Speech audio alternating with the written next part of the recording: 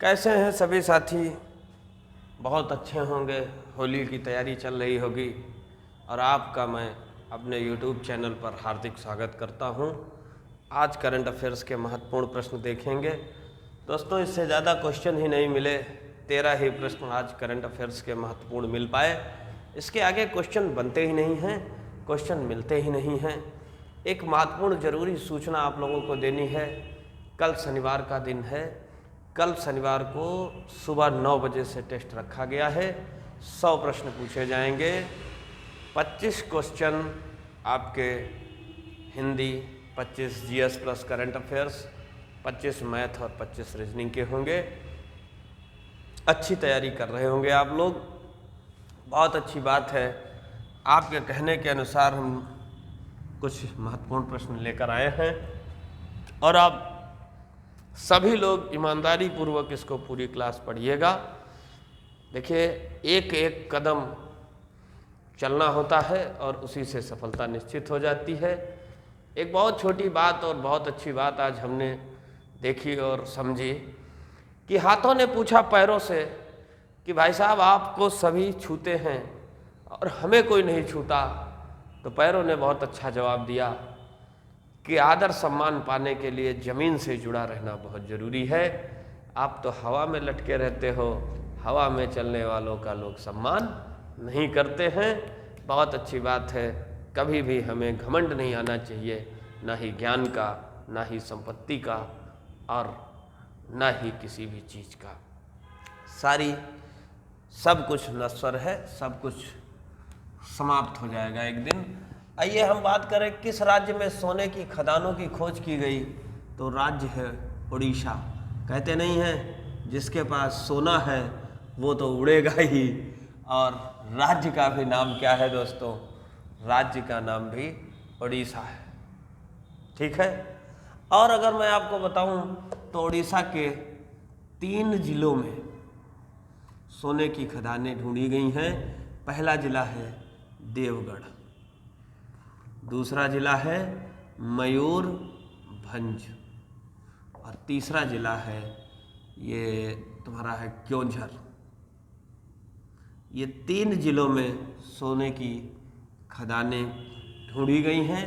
और अगर हम आपको बताएं तो आपको याद होगा अभी जम्मू कश्मीर में लिथियम के भंडार पहली बार देश में मिले हैं।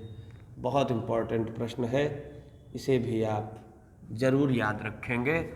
सबसे ज़्यादा सोने का उत्पादन कौन सा राज्य करता है? सोना उत्पादन में भारत में अग्रणी राज्य कौन सा है? उस राज्य का नाम है कर्नाटक। भैया, सोना जिसके पास है वो भी नाटक खूब करता है और सोना लेने के लिए बहुत नाटक किया जाता है शादियों में।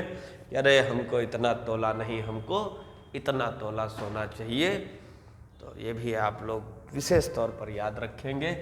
आइए आपको मैं दूसरे प्रश्न की ओर ले चलता हूँ। दूसरा प्रश्न हमारा कह रहा है राष्ट्रीय युवा संसद महोत्सव कहाँ शुरू किया गया? तो दोस्तों, इसकी जो शुरुआत अभी तो ये नई दिल्ली में शुरू किया गया। अभी वर्तमान समय में कहाँ शुरू किया गया? नई दिल्ली में शुरू किया गया। इसके 3 स्तर होते हैं। इसके कितने स्तर होते हैं? 3 स्तर होते हैं। आपको सारी चीज़ें बहुत स्पष्ट दिख रही हैं तो कोई चिंता वाली बात नहीं है।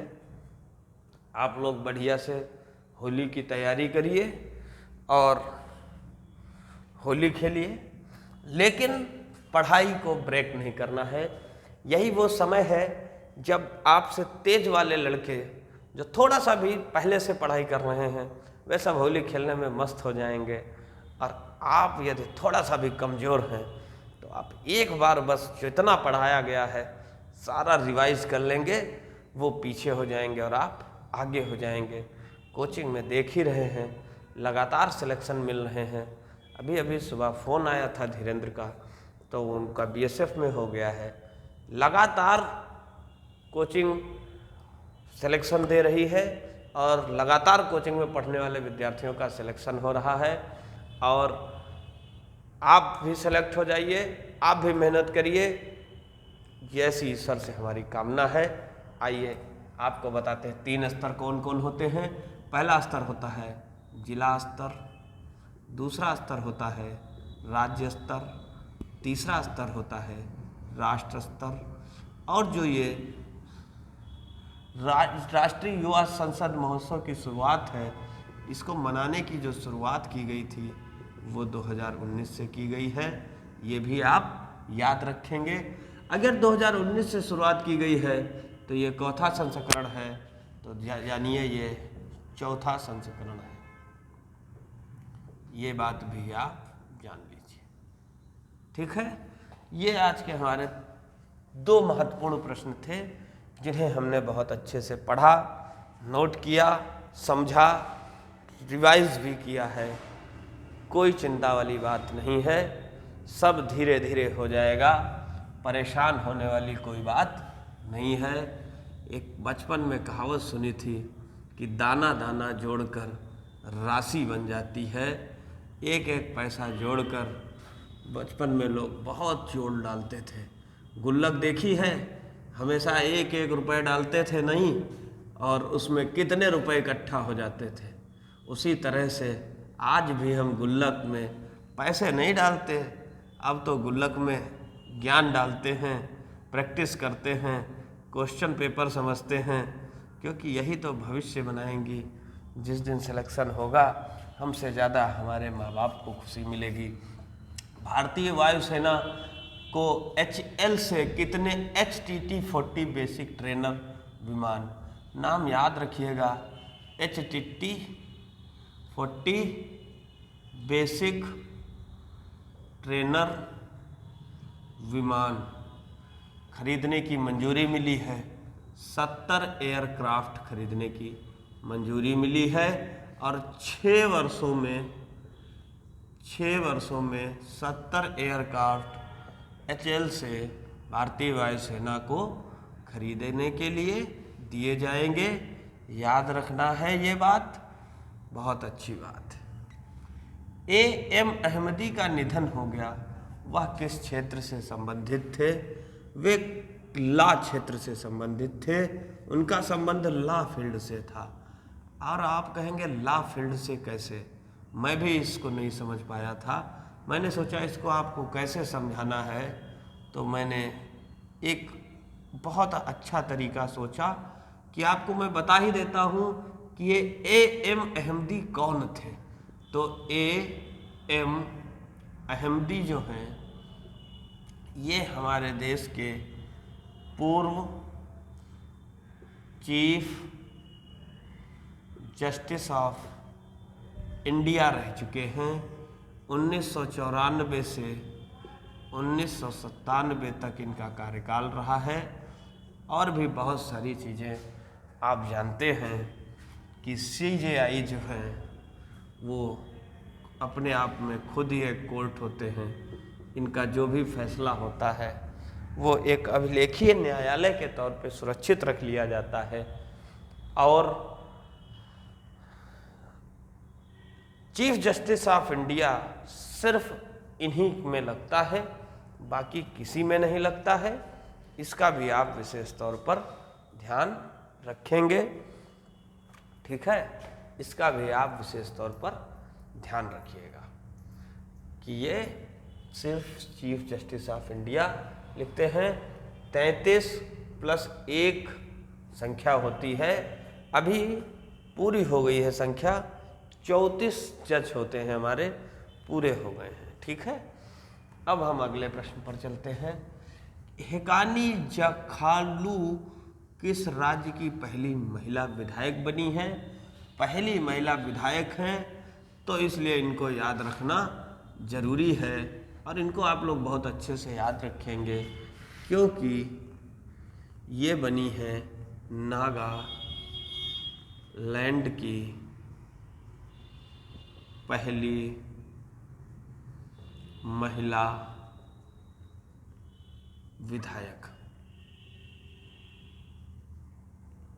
नागालैंड राज्य की पहली महिला विधायक बनी है, इसलिए इनको याद रखिएगा। नागालैंड की जो राजधानी है वो राजधानी है कोहिमा, और नागालैंड का जो स्थापना हुई थी वह हुई थी 30 नवंबर 1963 को।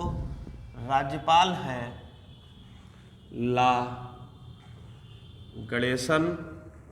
आपको बस सिर्फ और सिर्फ मुख्यमंत्री बताना है कि मुख्यमंत्री कितने होते हैं, बस।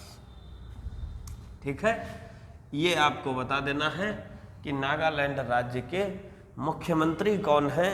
बाकी सब हमने बता दिया है आपको, और कुछ तो आप भी बताएंगे। और कहीं अगर पढ़ाई से संबंधित कोई समस्या हो रही हो, कोई कोर्स करना हो, कैरियर काउंसलिंग करनी हो, पढ़ाई समझ में नहीं आ रही हो, मन भटक रहा हो, ऐसी कोई समस्या यदि लग रही हो तो आप ये मोबाइल नंबर याद कर लीजिए। ठीक है, और ऑफिस टाइम पर फ़ोन करके मिलने का समय ले लीजिए और एक बार बात कर लीजिए, आपके सारे भ्रम दूर हो जाएंगे। कहते नहीं हैं कि टूटेंगे सारे भ्रम धीरे धीरे, तो थोड़ा सा समय दीजिए। समय को समय बदलने में देर नहीं लगती। हमने आपको कहा नहीं था कि किसी दिन आप उठेंगे और जब आप अपना रिजल्ट देखेंगे तो मुस्काएंगे, कहेंगे अब हमारा सिलेक्शन हो चुका है। तो इसलिए पसीना बहाना पड़ेगा। पानी से जो नहाएगा वो लिबास बदलेगा, लेकिन जो पसीने से नहाएगा वो इतिहास बदलेगा। जो पसीने से नहाएगा वो इतिहास बदलेगा। ठीक है, तो आप पसीने से नहाने के लिए तैयार हो जाइए। गर्मियाँ आ रही हैं, गर्मियों में पसीने से नहाने के लिए हम भी तैयार हैं और आप भी तैयार हो जाइए। ठीक है, हमारे साथ साथ आप भी तैयार हो जाइए। बिल्कुल, सुप्रीम कोर्ट के अनुसार अब मुख्य चुनाव आयुक्त और चुनाव आयुक्तों की नियुक्ति पैनल में कौन कौन शामिल होगा। देखिए, ये बहुत ही महत्वपूर्ण एक क्वेश्चन है। अभी तक जो कोई संख्या निर्धारित नहीं होती थी निर्वाचन आयोग में कितने लोग रहेंगे। एक मुख्य चुनाव आयुक्त होते हैं और 2 चुनाव आयुक्त होते हैं। इनकी जो संख्या है वो राष्ट्रपति जी के द्वारा निर्धारित की जाती है। राष्ट्रपति जी अगर चाहें तो संख्या बढ़ा सकते हैं और चाहें तो संख्या घटा भी सकते हैं। ठीक है, दूसरी चीज, इनकी नियुक्ति केंद्र सरकार के द्वारा की जाती थी। अब पैनल गठित होगा, नाम ऊपर जाएगा, नाम राष्ट्रपति जी के पास जाएगा, राष्ट्रपति जी हस्ताक्षर करेंगे, तब सारी प्रक्रिया पूर्ण हो जाएगी और उसके बाद उनकी नियुक्ति हो जाएगी। आप कहेंगे सर जी आपने बता दिया, हम लिखें क्या क्या। आइए आपको बताते हैं लिखना क्या क्या है। ठीक है, लिखना क्या क्या है आपको बताते हैं, और उसके बाद आप लिखेंगे नहीं लिखेंगे ये तो हम नहीं कह सकते, हमें तो लिखना ही पड़ेगा। हम पूरा मिटा ही देते हैं, सब पूरी बात आपको बताते चलते हैं आराम से, कोई कन्फ्यूजन भी नहीं होगा। ठीक है, 6 नंबर क्वेश्चन का आंसर देखिए। सबसे पहले इसमें भारत के पैनल में प्रधानमंत्री शामिल होंगे। दूसरे नंबर पर लोकसभा में नेता विपक्ष शामिल होंगे। और तीसरी बात है भारत के मुख्य न्यायाधीश शामिल होंगे। तीनों लोग मिलकर नाम प्रस्तावित करेंगे और उसके बाद राष्ट्रपति जी मुहर लगाएंगे, तब जाकर ये प्रक्रिया पूर्ण होगी। भारत में निर्वाचन आयोग जो है ये संविधान के अनुच्छेद 324 में लिखा गया। पहली बात। दूसरी बात यह है 324(2) में लिखा गया है एक मुख्य चुनाव आयुक्त होंगे। और वर्तमान समय में अगर देखा जाए, वर्तमान समय में मुख्य चुनाव आयुक्त कौन है? इनका नाम है राजीव कुमार। इनका नाम है राजीव कुमार। दो जो हैं ये चुनाव आयुक्त हैं। चुनाव आयुक्त कितने हैं? इनकी संख्या 2 है। पहले हैं अनूप चंद्र पांडेय और दूसरे हैं अरुण गोयल। इनको याद रखिए। पहले चुनाव आयुक्त कौन हैं आप बताएंगे? पहले चुनाव आयुक्त का क्या नाम है? पहले चुनाव आयुक्त कौन है? इनका नाम आप बताएंगे। ठीक है? जो बताएंगे वो बताएंगे, जो नहीं बताएंगे उनके लिए क्या है। देखेंगे, मुस्काएंगे, चले जाएंगे, रील खिसकाएंगे इंस्टाग्राम फेसबुक पर। एक दिन खोपड़ी पर हाथ रख कर रोएंगे, हमारी किस्मत ही खराब थी। अरे उनसे पूछो जिन्होंने पाल पोस कर तुमको इतना बड़ा कर दिया। उनकी किस्मत नहीं खराब थी, तुम्हारी नहीं, उनकी किस्मत खराब थी। बस यही मैं कहूँगा, तुम्हारे कर्मों की सजा दूसरों को मिलेगी। आइए अगले प्रश्न पर चलते हैं। स्पेस एक्स क्रूज 6 मिशन किसने लॉन्च किया है? तो ये नासा ने लॉन्च किया है। 7 नंबर क्वेश्चन का आंसर देखेंगे। नासा का फुल फॉर्म है national aeronautics space administration. America की अंतरिक्ष एजेंसी है। कल ही बताए थे 1958 में इसकी स्थापना हुई थी। इसका मुख्यालय वाशिंगटन डीसी में है। सारी बातें आपको बताई थी। फिर भी अगर आपकी इच्छा है तो आप लिख लीजिए एक बार कमेंट बॉक्स में। जो चीज़ें आप हमारे कमेंट बॉक्स में लिखेंगे, मेरा वो वादा है तुमसे, दावा है ये दावा, कि अगर वो प्रश्न, अगर क्वेश्चन वो पूछ लिया गया आपके पेपर में, आप 100 में 110% क्वेश्चन वो करके आएंगे। बिल्कुल निश्चित बात है। एशिया की अब तक सबसे लंबी साइकिल रेस को किस शहर से शुरू किया गया है? बहुत अच्छा प्रश्न है। ये आपने लिख लिया होगा, थोड़ी जगह बना लेते हैं, बाकी आप उधर का नोट करते रहिए। हमारे सारे विद्यार्थी नोट करते हैं, जो होनहार हैं, और जो बेकार हैं वो तो देखते ही नहीं हैं।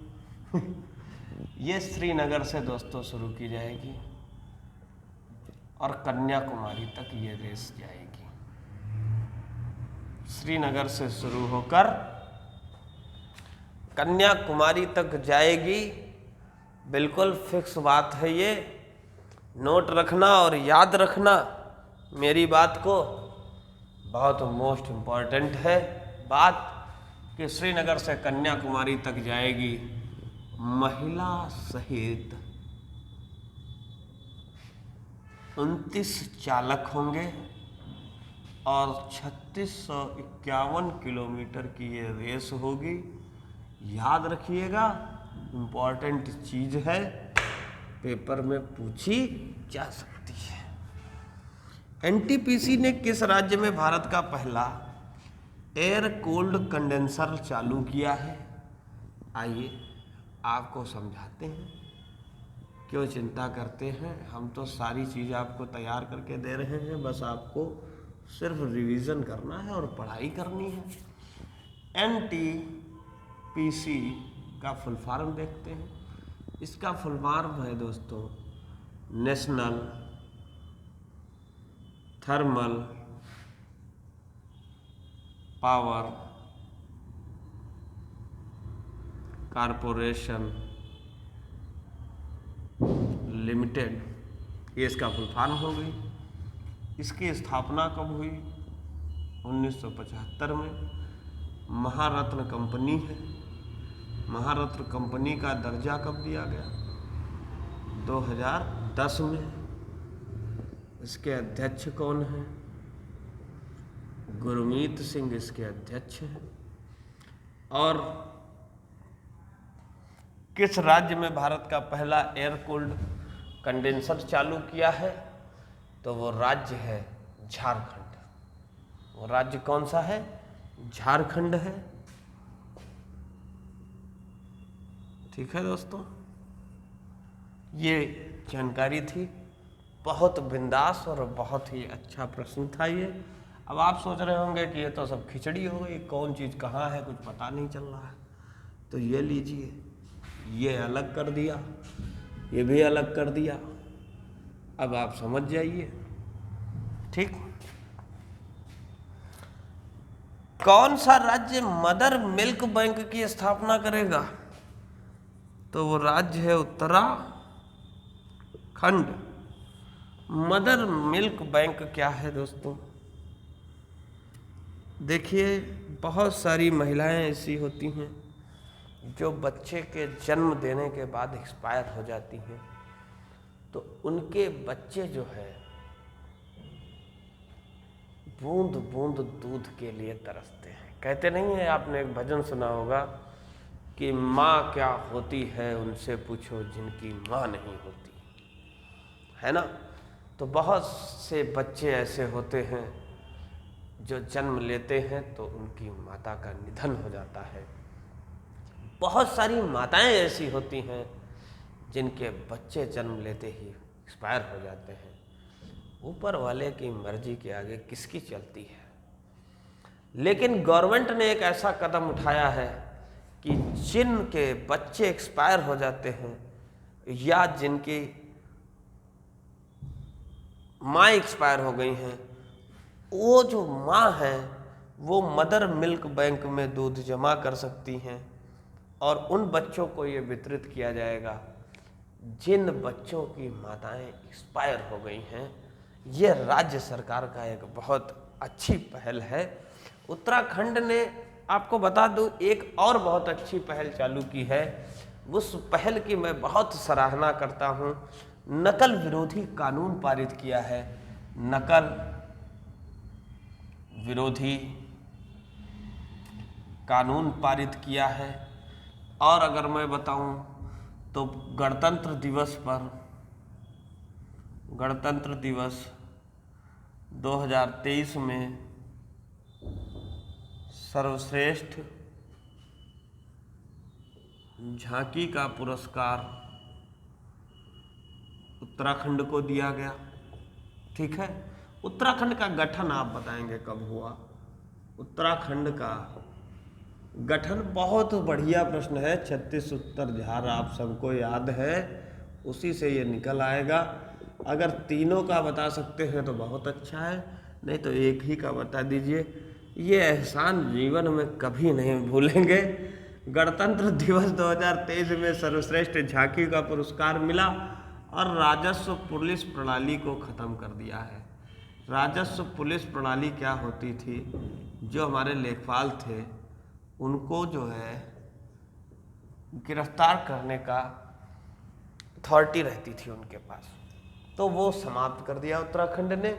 अब इसे सीपरेटली कर दिया गया, पुलिस वालों के हाथ में दे दिया गया है। ये भी बहुत अच्छा प्रश्न था।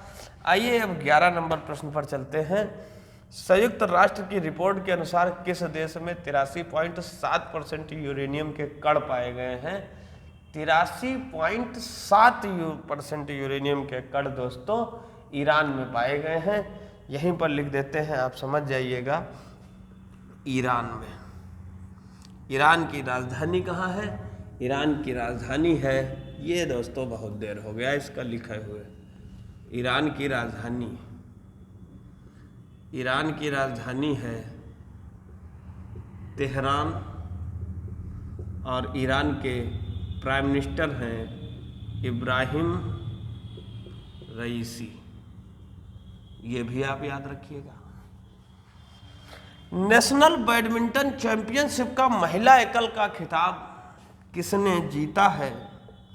तो इनका नाम जो है हम ऊपर लिखते हैं, इनका नाम है, 12 नंबर क्वेश्चन का आंसर देखिए, अनुपमा उपाध्याय। चलिए यहीं पर लिख देते हैं, अनुपमा